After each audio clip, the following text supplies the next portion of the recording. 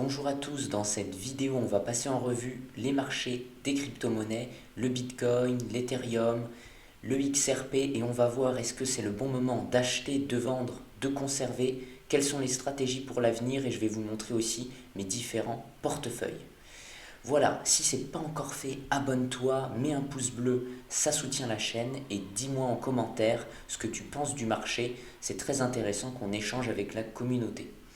Sur ce, on va partir sur l'Ethereum. Mais avant toute chose, j'aimerais revenir sur déjà le mouvement qui est arrivé cette nuit, car c'est le mouvement que j'attendais. Et surtout, quelque chose de très intéressant, c'est Crypto Fear and Greed. Tu peux le trouver sur Internet, c'est sur le site alternative.me, crypto/Fear and Greed. Ça te donne la peur ou la cupidité des opérateurs. Il y a quelques jours, on était à 70, 79. À chaque fois que je te faisais une vidéo, on était vraiment en greed, tu vois, en extrême cupidité, en euphorie. Et là, on est en peur. On est à un indice 27. Donc, déjà, ça me donne un indice que c'est bon, c'est pas le moment de vendre. Quand les autres ont peur, c'est rarement le bon moment de vendre, plutôt le bon moment d'acheter. Ici, c'est l'historique. Tu vois qu'il y a eu beaucoup de points bas et c'est souvent des points qui correspondent avec des points bas de marché. Tu le sais que le 4 septembre 2020, on était au plus bas. Tu sais aussi que vers fin janvier, on était à une belle consolidation et pareil début mars. Je vais te le mettre en 3 mois pour que tu vois un peu mieux. Là, on n'a jamais été aussi bas en 3 mois, alors que le 1er mars était déjà un très beau signal d'achat. Voilà en ce qui concerne l'indice Fear and Greed. En ce qui concerne les liquidations, c'est aussi intéressant de voir qui se fait liquider sur le marché. Tu sais que dimanche, il y a une semaine, il y avait eu 10 milliards de liquidés sur le marché, ce qui avait injecté beaucoup d'argent dans le marché. Aujourd'hui, il n'y a pas trop de liquidations. On va le mettre 4 heures parce que c'est plutôt cette nuit qu'il y a eu des liquidations, je pense. 1 heure. On va mettre 24 heures, voilà, c'est bien. 24 heures, on se voit que le Ripple a été très liquidé. Ensuite, il y a le Bitcoin, mais ça c'est normal, c'est la monnaie phare. Et l'Ethereum après. Pourquoi le Ripple a été liquidé comme ça? C'est très simple. On va voir le graphique du Ripple. Tu vois, cette nuit, il y a eu un point très bas. C'était à 21 heures. Et à 21 heures, je ne sais pas pourquoi toutes les crypto-monnaies ont baissé. On avait une reprise hier soir. Et puis hop, tout le monde s'est fait piéger par un retournement assez affolant. Il faut bien noter que j'ai 2 heures de retard sur le graphique TradingView. Donc quand tu vois 5 heures du matin, en fait il est 7 heures du matin. On va analyser donc l'Ethereum qui pour moi est très intéressant car c'est lui qui drive les altcoins. On voit qu'on était resté très longtemps en dessous de cette zone de neutralité d'environ 50 sur le RSI, et c'est ce que je suis, beaucoup le RSI. Et là, on l'a cassé durant la nuit, c'était une belle cassure. Maintenant, pour acheter là, c'est peut-être un peu compliqué, on est quand même à 24 550, pardon. Mais s'il revient vers les 23 000 et qu'on vient retangenter cette zone de neutralité, pour moi, ce serait parfait. Mais clairement, c'est plus le moment de vendre. On est passé à nouveau sur un signal haussier. En 15 minutes, on voit qu'il y a une petite exagération quand même, mais sur une consolidation, ça pourrait être très intéressant de se repositionner sur les crypto-monnaies. Personnellement, je me suis repositionné par ici. Je vais te montrer ensuite sur mes portefeuilles, car je sentais quand même que le marché résistait très bien et il y avait de fortes probabilités qu'il reparte. En ce qui concerne le XRP, on l'a vu, le XRP j'aime pas trop quand même parce qu'il a beaucoup baissé et il bute. Il n'arrive pas à passer cette zone de neutralité dont je te parle. En 1 heure, tu vois, il reste dessous. S'il casse ces niveaux clés de 1,16, 1,15, là on pourra dire qu'il revient en tendance haussière. Pour moi vraiment l'Ethereum c'est le mieux. En journalier, on va voir le XRP, bon là il tient très bien sa zone de neutralité. En journalier c'est très très beau. Mais le plus beau c'est l'Ethereum. En journalier c'est vraiment magnifique, tu vois. On vient vraiment tangenter cette zone, là double bottom et on repart, un beau W et ça peut partir très haut je pense. On finit avec le Bitcoin qui bien sûr drive le marché. Lui, il a cassé sa zone de neutralité et ça j'aime pas du tout. Je l'avais dit dans une autre vidéo, ça signale un inversement de tendance et le fait qu'on passe en tendance baissière. Heureusement, c'est l'Ethereum qui drive les altcoins et le Bitcoin peut être un petit peu moins performant. En plus, il a bien baissé, donc même pour revenir sur les 60 000, il a encore de la performance qui permettra de booster l'ensemble du marché. Mais je pense qu'il peut revenir sur les 57, 58 au niveau du RSI. Cette zone de neutralité, ça correspondrait, je pense, au niveau des 60 000 dollars sur le graphique.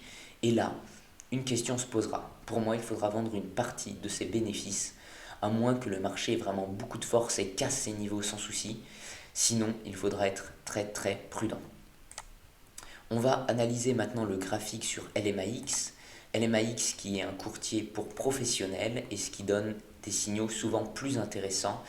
On voit encore ici sur l'Ethereum que le graphique en journalier est magnifique. On est au-dessus de la zone de neutralité, il n'y a vraiment aucun souci. Et en une heure, on vient d'être sur des niveaux intéressants. Après une petite consolidation sur les 23, sur les 2300, ce serait vraiment top pour renforcer sa position, selon moi. Maintenant, je vais vous montrer mon portefeuille de crypto-monnaies. On va commencer par Nexo, qui est le plus gros portefeuille que j'ai. J'ai donc acheté un Ethereum, 2537 dollars l'estimation. J'ai mes Nexo tokens, j'en ai 3000 pour 10 000 dollars. J'en ai vendu 1000 à environ 3,30 et 1000 à environ 3,7 dollars. J'ai beaucoup de Tether parce que j'étais repassé un petit peu en fiat. Beaucoup d'USD coin et les USD coins, je vais les envoyer sur Celsius. Celsius, la nouvelle plateforme avec laquelle je génère des intérêts sur mes crypto-monnaies et surtout sur mes stablecoins. Car Nexo j'aime bien, mais je crois plus en Celsius. Pourquoi je crois plus en Celsius? C'est tout simplement, je vais te montrer le graphique du Celsius. Je ne sais pas si on l'a en USD. Non, on l'a que contre le BTC. J'en ai, tu vois, j'ai 173 Celsius. Et je pense que c'est le token natif donc, de la plateforme Celsius. Et à mon sens, il a beaucoup de potentiel de hausse. Et ça bug, je suis désolé. Pour moi, le Celsius a beaucoup de potentiel de hausse. C'est pour ça que j'ai envie de mettre mes crypto-monnaies sur Celsius pour qu'elles me génèrent des intérêts en Celsius et ainsi faire du dollar cost average. Je vais te montrer la plateforme Celsius, car on m'a dit souvent dans les commentaires que je donnais des liens de parrainage, mais que je n'avais pas d'argent sur la plateforme, donc je te montre quand même. Pour le moment, j'en ai pas beaucoup, mais c'est en cours. Et si ça t'intéresse, je te mets un lien de parrainage pour t'inscrire à Celsius, et ça te permet de gagner 40 dollars à l'ouverture et 40 dollars de plus en rentrant le code BTC40 dans promo code une fois que tu seras sur la plateforme, et il faudra que tu stockes au moins 400 dollars de crypto-monnaie pendant 30 jours. Donc mets plutôt 500 ou 600 dollars, histoire que ça passe pas en dessous de 400 dollars pendant ces 30 jours et que tu perdes pas ton bonus. Voilà pour le moment mon compte Celsius. Attends, tu vas le voir. Voilà, tu vois, j'ai des bitcoins et j'ai des DAI pour un total de 718 dollars. Alors c'est vrai que c'est moins que sur Nexo, mais je suis en train d'augmenter mon exposition et j'ai aussi 173 Celsius, sachant qu'ils valent 6 dollars, ça fait quand même presque, enfin dans les eaux de 1000 dollars d'investis sur Celsius, ce qui est pas mal. On revient sur mes positions. J'ai donc beaucoup de stablecoins parce que j'ai du Tether, de l'USDC, de l'euro, forcément, ça c'est plutôt stable. J'ai aussi du Bitcoin Cash pour environ 840 dollars, du Litecoin, j'aime bien le Litecoin pour 1000 dollars, et ensuite des petites cryptos, du BNB, j'ai racheté du BNB. J'aime beaucoup le BNB parce qu'il tient très très bien, je vais te le montrer sur le graphique. Du Stellar un petit peu, du Chainlink un petit peu et 1000 dollars de TRX car j'aime bien aussi le TRX. Alors, en ce qui concerne le Celsius, tu vois que là, on tient très bien ces niveaux des 6 dollars.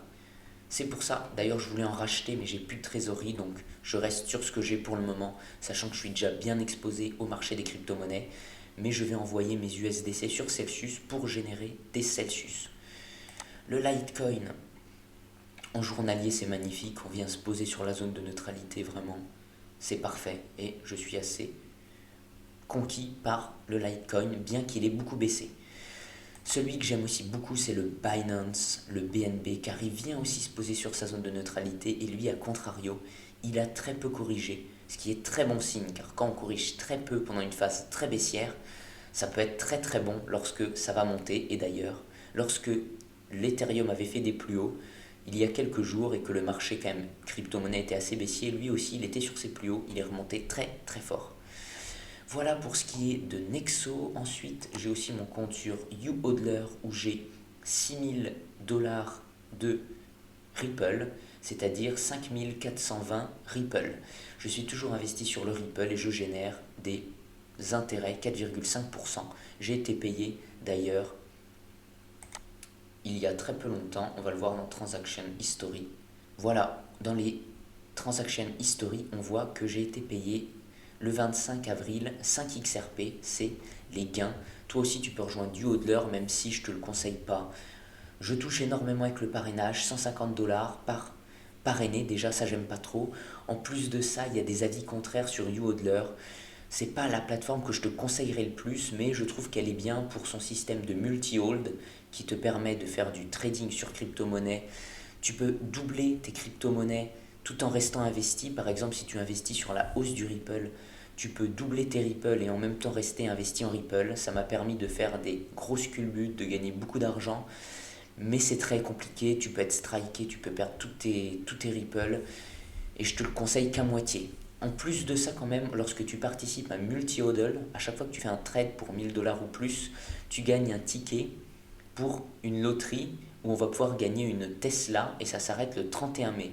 Personnellement, moi j'ai joué, ça m'intéressait, je trouvais ça assez rigolo, mais je te ne le conseille pas à moins que tu sois assez expérimenté dans les crypto-monnaies et voilà, que tu sois conscient du risque pris. Et voilà, cette vidéo touche à sa fin, on a revu mes comptes, je n'arrive pas à me connecter à Celsius sur l'application web, c'est ouvert que pour les ambassadeurs, mais normalement j'aurais voulu vous montrer, mais ça ne marche pas. Si cette vidéo t'a plu, abonne-toi, dis-moi ce que tu penses du marché des crypto-monnaies et mets un petit pouce bleu, ça soutient la chaîne. À bientôt.